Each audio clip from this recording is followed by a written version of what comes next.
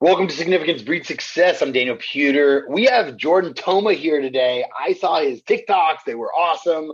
And what resonated so much about what you were saying was, when I was a kid, I was labeled learning disabled. And so, what you're doing and just advice and supporting kids and adding value to communities has been amazing for me to watch. I probably watched like 20 of your videos and like them, and I'm super stoked. Thanks for coming on today, bro. Oh, you got it, man. I'm happy. I'm pumped. So tell me about this. Like when I was a kid, they did the tests, and I was at the lowest 1 percentile in reading in the country, and they told me that I was in special ed and I was learning disabled, and I'm like thinking to myself, say what? And they put me in special ed classes and gave me more time, but in the real world, they don't give you more time. So that was crazy. Tell me about your experience as a kid. So my experience, so I think that like my whole life, right, I just thought I wasn't good in school because I was always just not doing good, right? And then I didn't really know what it was like to be a part of the regular classroom because I was always in a different classroom. I was always like the bell would ring, I would have to leave. Bell would ring, I'd be in a different room. So I never knew what it was like to be like a normal student. So I almost like was like, you know what, I'm not normal. Something's wrong with me. I guess I'm just not good in school. So I would just go into this other classroom with a bunch of other kids that felt the same way, and we would all just be crazy. And then we would feed off each other, and we would just be like, we're dumb. And I would say, I'm dumb. And we would all just like agree that we were dumb, right? Because we all were just agreeing with each other. And the teachers would say, don't say that. And we would just do it, and then as I would get older, like, kids say things. And then, then I started to notice, I'm not part of the regular classroom. Like I never see my brother. I had a twin brother. I'm like, I never see my twin brother. I never see anybody. I'm just like in this confined room, and we're all acting crazy and we're all getting into trouble. I mean, nothing, it was never normal for me. So then I think I took on this identity throughout that period, right? And I still remember every kid in that class with me. And now I'm 31, and I took on this identity, and like it like became like my whole life, and then it grew roots into like everything. Like when I played sports, I was always like, you know what, I'm not smart like these kids, but like that feeling of not being part of the regular kids made me never feel like regular. Like I would just felt like I had this problem, and it took over my whole life with my confidence, with my future, and it led me to kind of just give up on myself. And I just gave up on everything in school, in sports. I would just get into trouble. I would just go to the principal's office. I would do whatever I could to get out of class because I just kind of gave up because of the situation I was in, and because I was struggling on top of it. And then being in this environment made me feel so different, and like, like I wasn't gonna make it, so I just kind of gave up. So I find a lot of kids do just give up, and they turn to drugs or they turn to Right. whatever else to hide that hurt and the pain. Right. Yeah. That's what happens. And a lot of the kids that I was in the class with, almost 90% of them all turned to drugs, and they slipped through the cracks. And luckily I had a mom who was like always like fighting me. Like I was fighting against my mom every day for 18 years, and my mom was just like, Jordan, you can do this. You're smart. You learn differently. It's okay. I'm telling you, you have all these different gifts here. You just got to apply these gifts. Sometimes you're not going to be the best reader, but maybe you're the best at making friends with people, right? And that's going to take you in a certain direction. Like all these things my mom was telling me, but I would just fight with my mom, and I would rebel. And then I would get in more trouble, and then but luckily my mom was like, you're going to college, and my senior year I had a 1.7 GPA. My ACT scores, I got like I think I was my dad has it at home. It's like I was a 2%. The scores were so bad. Every college just said no. We went to 15 colleges. My dad took me and my brother. Went to go see him, and my brother was getting in. I never, they didn't even look at me. I had such bad scores, but my mom just kept pushing me to keep applying, and I did. And I kept getting rejected, but finally, I think my mom called this school after I sent the app in, and she begged them to let me in. And I know she was begging them because they weren't letting me in. And they told her, they said, Mrs. Toma, his on paper, he can't do it. My mom was like, he can do it, and my mom got me in there, and it changed my life. So did you enjoy college? What'd you study? I was a psych major. So I enjoyed college. So this is what happened. So when I was like, I'll never be anything in my life, right? Up until I was 18 years old, I thought I was going nowhere. I got suspended the day before graduation. I wasn't. They weren't going to let me walk. everything was just a mess in my life. I remember I walked home from school that day, told my mom, I was like, I'm not walking, that's it. And then when this school accepted me, I actually tried to escape the program when I first got there, because it was a summer program I had to go to before I can go into college. It's to get you acclimated with college.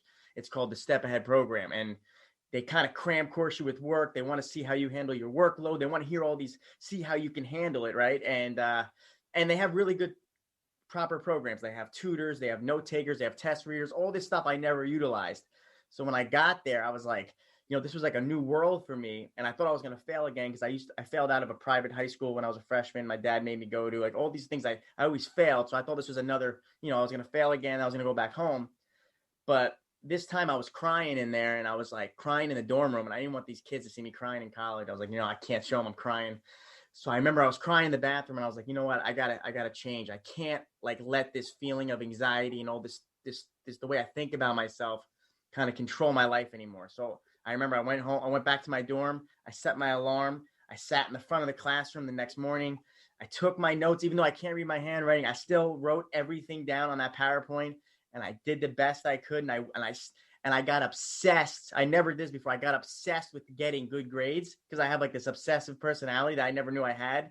I was obsessed with like running from everything, but now I was obsessed with doing well, because I had one small taste of it. And I passed this assignment on my own. I never did that in my life. I was 18. I passed it. And I was in college, and I was like, oh my God, I did it. I just did this. And then I got so obsessed where I would go to the library and I would look at my syllabus. I didn't even know what a syllabus was, but I just like was learning what a syllabus was. And I would do everything in the syllabus, like for the whole summer in one night, like a psycho. And I would just do everything. And they were just like, Jordan, you have to stop. Like, I'm not stopping. I wasted my whole life, not doing this. I'm getting this done. And that's when I made the transition, was like, all I have to do is, even if I can't read my handwriting, even if it's hard for me, I'm going to rewrite everything over and over and over until I get it. And I'm going to get through this. And that's what I did. And then I graduated that program with a 4.0, and I had the best experience in college moving forward after that.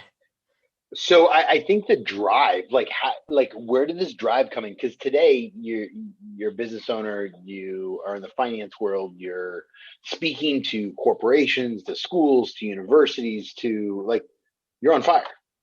Like, Yeah. where did this come from? Is it like, wow, like something clicked one day and then you just went for it? Like, were you trying to prove people wrong?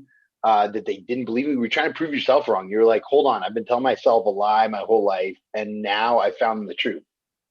Yeah, I think that's what I think. I really haven't figured it out yet. I don't know what happened to me, but I know that at a point where I was like, why I still work like I do and how I think, I'm always like, whatever it is, I can do it now, because I was so scared of school my whole life. I thought I could never be a good student. And when I graduated college with a 3.3, to me, that was like graduating Harvard with a 4.0. Like, to me, graduating college was like graduating Harvard. Like, I'm like a genius now. But even though it has nothing to do with being smart, it was just in the way my brain would thought. And I was like, if I can do this, which was my biggest fear, like, I'll go make a real estate deal, not knowing what I'm doing, and I'll figure it out. I'll go get up on stage and not really know what I'm going to say yet, but I'll get the mic and I'll just figure it out.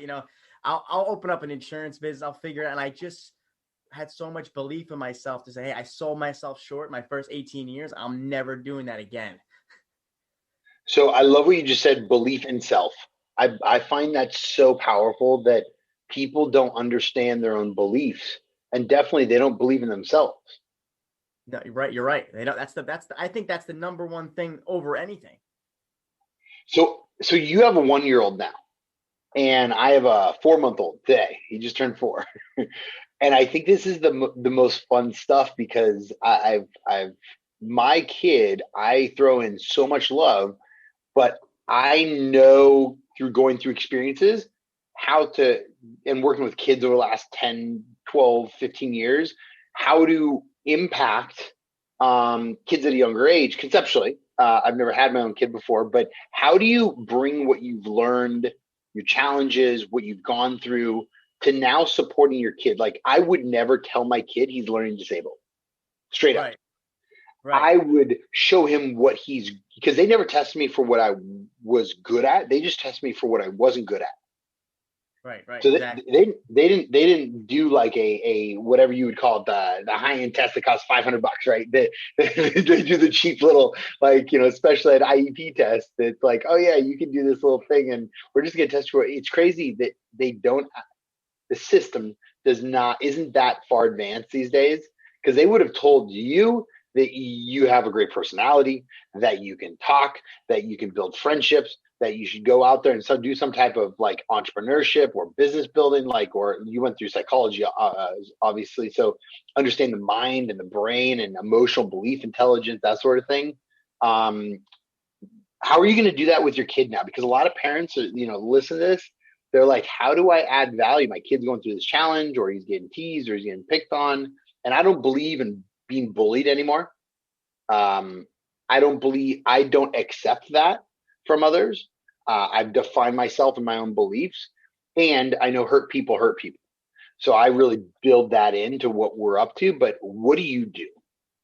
So like you said, like that already. Like you can handle someone saying something, or maybe the way you feel, you can handle it. So like for like my son, like genetically, or like if it works out the way maybe it might work out, he might have the same things I have, right? He might have the same, some sort of problems that I struggle with in school. And how am I going to handle? I thought about this, and the what I'm going to tell him, the way I and I do this in some of my talks, and I say, like, I'll let him know it's not about the grades that you're getting at all. Like the number, those letters don't matter. It's about how hard you're working and who you're becoming throughout that process. And that's the change. Like that change, that measure of change, not the measure of, hey, you got an A. Like to give you, and I'll give him this example. I'll say, listen, I'll tell you a very good example. My buddy Max, he was a very good friend of mine. He was my college roommate, and I would study months before our test, like months. I would be like, oh, I have a test coming up on January 31st, and I know it's like 4 months away, but I'm going to study tonight. And he's like, yo, Jordan, we're all going out. He's like, and then he would make fun of me, because then he go, when the test comes, I study the night before you, Jordan, and I only get a grade below you, right? And I get one grade ahead of him, right? And I'll tell him this story because it makes sense. So every single time we would have a test, we were in the same class. I would study for weeks before, he would study the night before, and we would get like the same grade or 1 point difference. After college, I hired him. So the whole so then I made fun of him, because he's making fun of me for always studying. But it wasn't the fact that, hey, the grades weren't, we got the same grade, or even he got a better grade sometimes. But I worked so hard, and I was so used to working hard that later, hey, I had 4,000 clients under my insurance business, and I needed to hire an employee, and I hired him to sell, to make me more sales, and it was the effort I put in to get to that point. Not the grades didn't matter. And not that money is judged by success, but it just, to put me in that position was, hey, I worked hard, and it's about how hard you work and what you go through and who you become. And then the grades will never, ever get in the way. And that's what I'll tell them. And that's it. So I'm guessing you hired that guy because he could be at your level. Because I always find that CEOs that hire smarter people themselves, they grow their business faster. So I look at that as like, wow, you hired somebody that took you whatever time period to study for something that was already almost there. They could do it instantaneously. So you want to hire somebody that's smart, but could get the job done faster than you could get it done, conceptually. Right. Yeah, that's it. But the thing is, it was a sales job, and a sales job, you got to be able to be resilient, and you got to be able to take getting beat up on the phone. You got to get beat up, and I think it was tough for him, but it was, and I did it because he needed a job too. I was trying to help him out, being a nice guy, but in a way, I knew he was good at kind of getting through things a little quicker than I would be when we needed it. So but yeah, in that type of way, I knew it was a good guy to have, and he was my friend. So it was fun. So now you spend most of your time, you've built your businesses, you're into real estate, you speak around the country.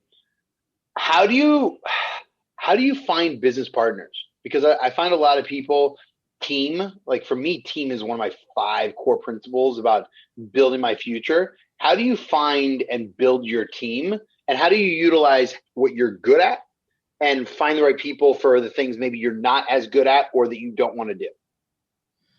So it's been tough. I mean, it's tough to build it's tough. It's really tough to find good people, and then people you can trust and people that you can work with. So, I mean, I go through a lot. I've been through a lot of trial and error, meeting a lot of people. When it comes to like the insurance side and the growing that type of business, like that was more just like trial and error, hiring people, trying them out, seeing how they mesh and going through it like that. But with the real estate and the other things, I mean, I found a mentor. I actually met him in the gym. He was always about 50 years old, and we were working out, and he started talking to me, and I kept seeing like him. He was talking about like buying real estate, buying these buildings, all these